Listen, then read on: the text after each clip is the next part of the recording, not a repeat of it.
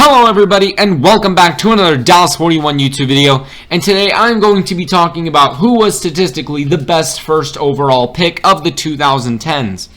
Now the way I'm going to judge this is by taking the career stats of the players, because I think that is the most fair we can have it, because there's no award for best first overall pick. The closest would obviously be Rookie of the Year, but then Rookie of the Year only takes into account that year. So I think the best way to do it is by career stats, so you know where I'm pulling all these numbers. Because a first overall pick, maybe they need some time to adjust to the league, but once they do, they're fantastic. Obviously, De'Aaron Fox wasn't a first overall pick, but he is a perfect example of a player who just needed a year to adjust to the NBA. So without further ado, let's get straight into it with the worst of the decade. And again, just so you know, the most fair way to do it is definitely career stats, because if you've had less time in the league, that means you've had less time to succeed, but you've also had less time to fail. Same thing if you've had more years in the NBA. That's more of a chance to succeed, but it's also more of a chance to fail. So let's get going. Worst of the decade from every statistical category. In terms of points, the lowest is Anthony Bennett taken first overall in 2013. Scores only 4.4 points per game for his career. In terms of assists, the lowest is Anthony Bennett, 0.5. In terms of rebounds, the lowest is Anthony Bennett, again, with only 3.1. In terms of steals, again, Anthony Bennett, only 0.4 steals per game. In terms of blocks, it is actually a tie between Anthony Bennett and Markelle Fultz, who was taken first overall in 2017. In terms of field goal percentage, the lowest is Anthony Bennett, who only shot 39.2% from the field for his career.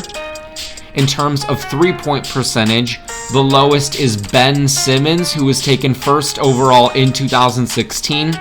Shoots only 8.3% from the three-point line for his career. In terms of free throw percentage, again, the lowest is Ben Simmons, who shoots only 59.3% from the free throw line for his career.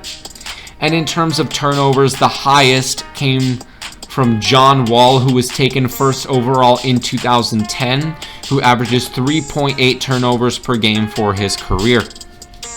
And in terms of the best of the decade, in terms of points, the highest is Anthony Davis, who was taken first overall in 2012, averaging 24 points per game for his career.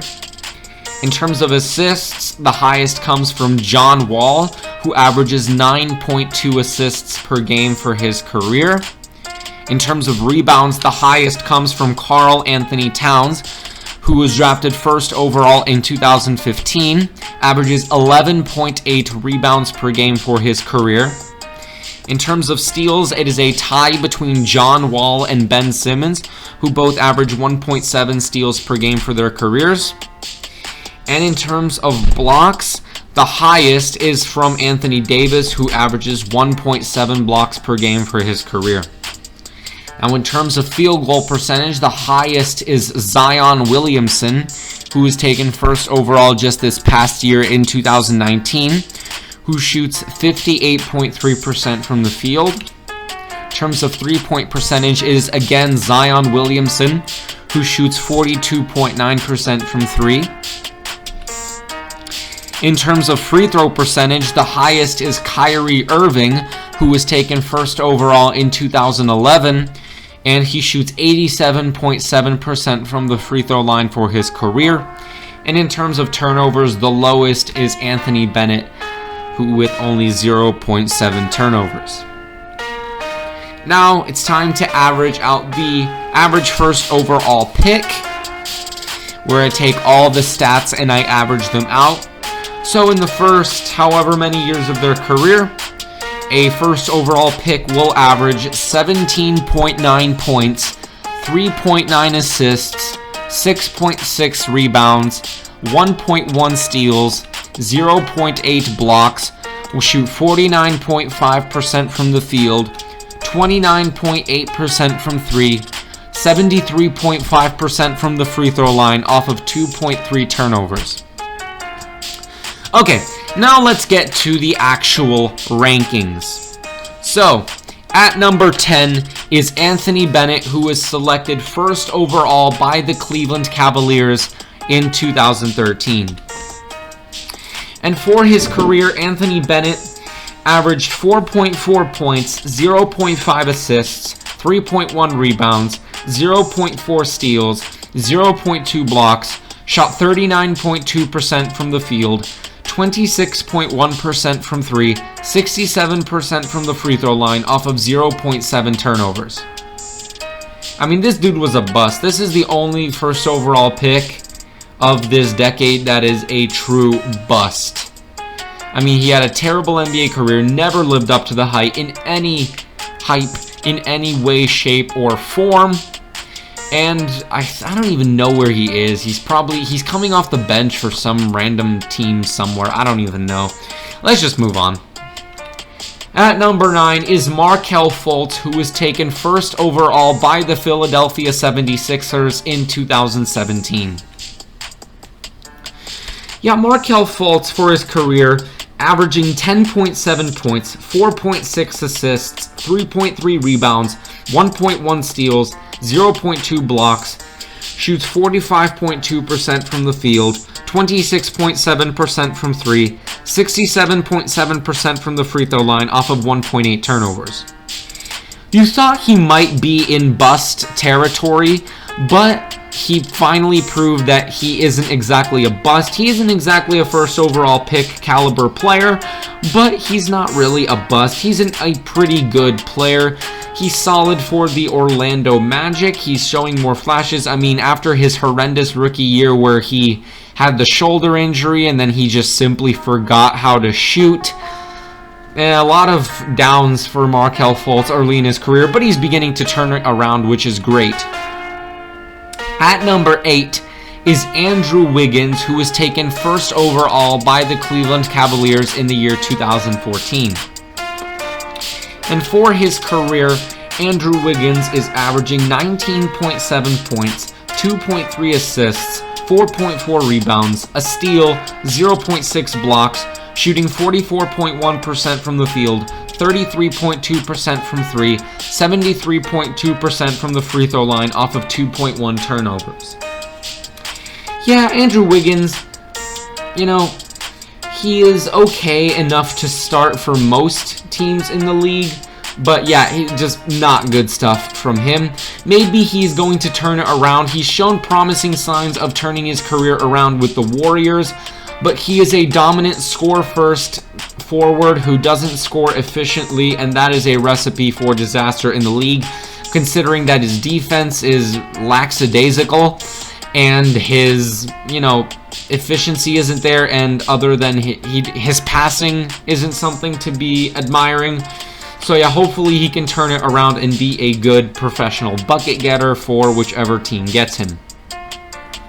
At number 7, I know it's really low. This even shocked me. But at number 7 is Ben Simmons, who was taken first overall by the Philadelphia 76ers in the year 2016. And in 2016, for his career, Ben Simmons is averaging 16.4 points, 8 assists, 8.3 rebounds, 1.7 steals, 0.8 blocks, shooting 56% from the field, 8.3% from 3, 59.3% from the free throw line off of 3.5 turnovers. Yeah, big blow to the 76ers having Ben Simmons out for the playoffs. Simmons is a great all-star caliber player for them, and it's weird that his statistics don't line up very well with the other first overall picks' career stats. It's a little weird, but it is what it is. Ben Simmons is a great player. The only thing he misses is a jump shot, and he's apparently seeing a sports psychologist for that. So maybe that'll help. I don't know. But either way, if Ben Simmons can develop a jump shot, he is probably the most lethal player in the league. At number 6 is DeAndre Ayton, who was taken first overall by the Phoenix Suns in the year 2018. This is a perfect example. If you ask 100 NBA fans, who is better, Ben Simmons or DeAndre Ayton, everyone's going to say Ben Simmons. Even I would. Because Ben Simmons just helps his team win in ways that DeAndre Ayton doesn't.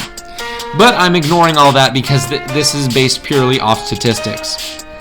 And for his 2 years in the league, DeAndre Ayton is averaging 17 points, 1.8 assists, 10.7 rebounds, 0.8 steals, 1.1 blocks, shooting 57% from the field, 17.6% from three, 74.8% from the free throw line off of 1.9 turnovers.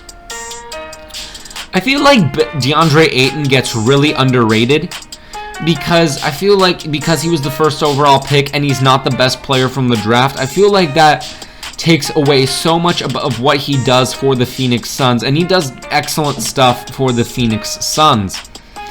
And just because Luka Doncic and Trae Young were the gems of the draft doesn't mean that DeAndre Ayton doesn't deserve any respect. He's a great forward who can shoot the mid-range shot. He plays defense. He gets it done inside. The only thing he really misses is a jump shot and the ability to pass out of the post. So yeah, DeAndre Ayton. At number 5 is John Wall, who was drafted first overall to the Washington Wizards in 2010. And for his career, John Wall averaging 19 points, 9.2 assists, 4.3 rebounds, 1.7 steals, 0.7 blocks, shooting 43.3% from the field, 32.4% from three, 78.1% from the free throw line off of 3.8 turnovers. I mean, lots of people are saying that we're never going to see the same John Wall again, and I think that is mostly true. I think the fact that people ignore that he does average 9 assists a game for his career. I think he can still be a phenomenal playmaker for whichever team has him, which is great. But yeah, maybe not the same John Wall we're going to see, but still John Wall is a fighter. He's got a terrific story. I'm not obviously going to talk about his life story here, but if you're interested, please Google a YouTube video on his life story. It is very inspirational. And yeah, John Wall, phenomenal player. What else is there to say about him? John Wall. At number 4 is Kyrie Irving, who was taken first overall to the Cleveland Cavaliers in 2011. And for his career, Kyrie Irving is averaging 22.4 points, 5.7 assists, 3.7 rebounds, 1.3 steals, 0.4 blocks, shooting 46.6% from the field, 39% from three, 87.7% from the free throw line off of 2.6 turnovers. What is there to say about Kyrie Irving that hasn't been said? One of the best handles in the league, one of the best guards at finishing in the paint. He's a better shooter than he is given credit for. He is a better defender than he is given credit for. And he's just a better player than he is given credit for. With the recent explosion of Damian Lillard as being possibly the best point guard in the league, Kyrie Irving's been left out of the conversation of the top 3 guards in the league, and I don't think that's exactly fair on him. He's had some injury problems this year and for a couple of years now, but still, Kyrie Irving is a fantastic player, and I think we're going to see Brooklyn in the NBA Finals next year. Mark my words. At number 3 is Zion Williamson, who was drafted first overall by the New Orleans Pelicans in 2019. And in his 1 year in the NBA, Zion Williamson averaged 22.5 points, 2.1 assists, 6.3 rebounds, 0.7 steals, 0.4 blocks, shooting 58.3% from the field, 42.9% from three, 64% from the free throw line off of 2.5 turnovers. Those numbers are obviously going to dip if he plays more than 20-something games in a single season. He's shown promising signs, but he's shown a lot of signs that are not promising. So I don't know how his career is going to turn out. I think he's going to be even more injury prone as he ages. Yeah, I'm not sure. I like Zion as a player. I like his athleticism. But at 285 pounds, you can't expect this guy to be playing a majority of games for you. I just don't see it happening. With the way he plays and how he plays, I think the knees are going to be a problem for him, but he's still a great player. At number 2 is Anthony Davis, who was taken first overall to the then New Orleans Hornets in 2012. And for his career, Anthony Davis is averaging 24 points, 2.2 assists, 10.4 rebounds, 1.4 steals, 1.7 blocks, shooting 51.5% from the field, 31.9% from 3, 80.2% from the free throw line off of 1.9 turnovers.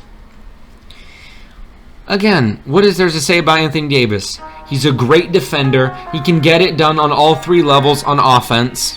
He's just a absolutely terrific player all around. I really hope the Lakers win this year in the finals because, Kobe would have wanted to see it. And I think if they do, Anthony Davis is going to be an instrumental part to that. And I think he made the right choice for his career to move on from New Orleans. And at number 1 in terms of stats is Karl Anthony Towns, who was taken first overall to the Minnesota Timberwolves in 2015. And for his career, Karl Anthony Towns is averaging 22.7 points, 2.8 assists, 11.8 rebounds, 0.8 steals, 1.5 blocks, shooting 53.4% from the field, 39.6% from 3, 83.1% from the free throw line off of 2.1 turnovers. So, yeah, Karl Anthony Towns, I think he is massively underrated, and I think he's underrated because the Minnesota Timberwolves are not a winning team. And the one year that they were a winning team, it was Jimmy Butler's team, not Karl Anthony Towns's. But yeah, Karl Anthony Towns, I really like him. He can shoot the 3 ball with ease. He's a great free throw shooter. He can get it done inside. He can shoot the mid-range. He's very athletic, so that gives him a lot of prowess on the defensive end. He can push the ball. I just adore Karl Anthony Towns' play style. I think it's terrific. I think it's very suited to the modern NBA. I think he's going to be a beast in this league for many years to come. So what do you all think of these rankings? Was there anything you were surprised by? Please be sure to let me know in the comment section below. Next time, I'm going to rank the 6th Man of the Year award winners of the 2010s, so please be sure to stay tuned for that. But for now, this is Dallas41 signing off.